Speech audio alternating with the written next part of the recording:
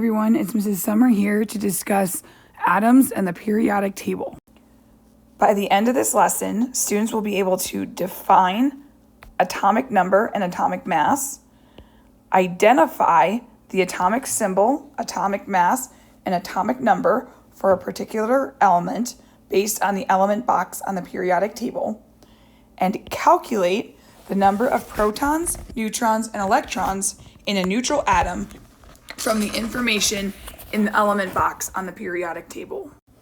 If you recall from lesson 101, an atom is made up of protons, neutrons, and electrons. The protons and neutrons are in the nucleus of the atom. The electrons are in the electron cloud around the nucleus.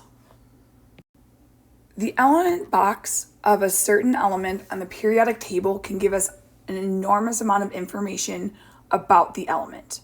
So the atomic symbol is one of those pieces of information. The atomic symbol is a 1 or 2 letter abbreviation for an element. If it's a 2-letter symbol, the first letter is always capitalized, and the second letter is always lowercase.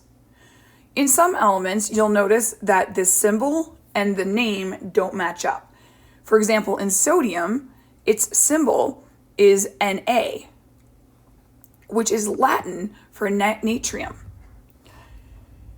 I will also want to point out that the element chlorine, its atomic symbol is Cl. This is an L, not an I.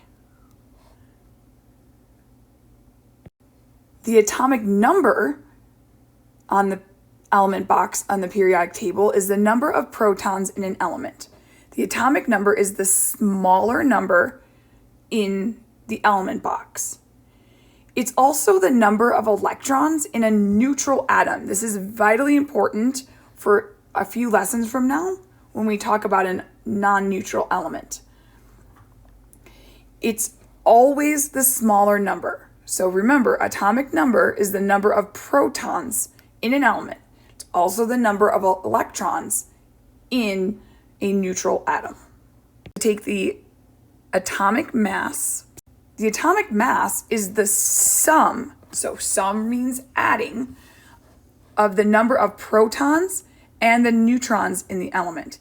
It's always the larger number in the element. So right there, fluorine's atomic mass is 18.998.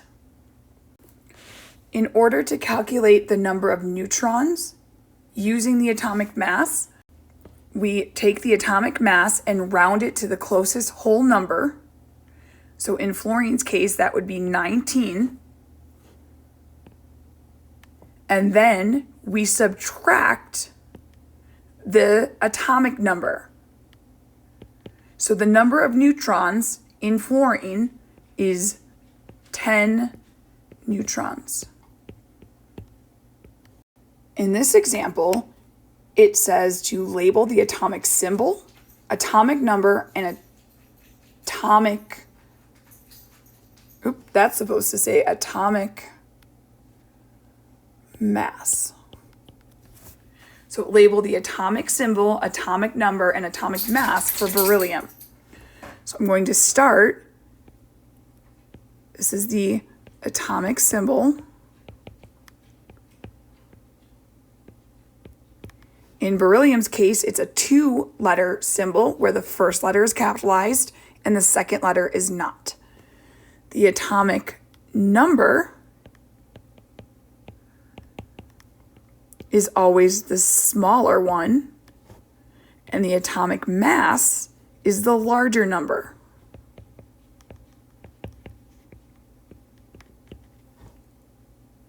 In this question, it's asking how many protons does beryllium have?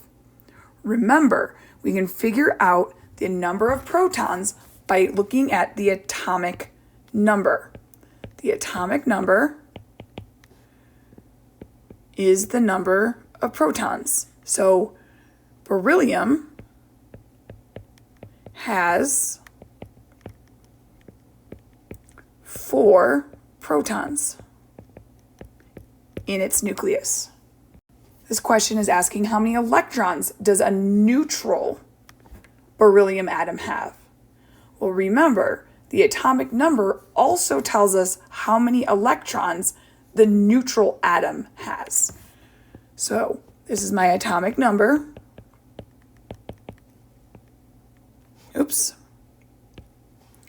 Atomic number. And in a neutral atom, beryllium has 4 electrons in a neutral atom. And this question is, how many neutrons does beryllium have? Recall, we can get the number of neutrons by taking the atomic mass and subtracting from it the atomic number. So I'm going to round my atomic mass, so 9.01, rounding to the closest whole number is 9. And I'm going to subtract the number of protons, or my atomic number. 9 minus 4 is 5. So beryllium has 4 neutrons.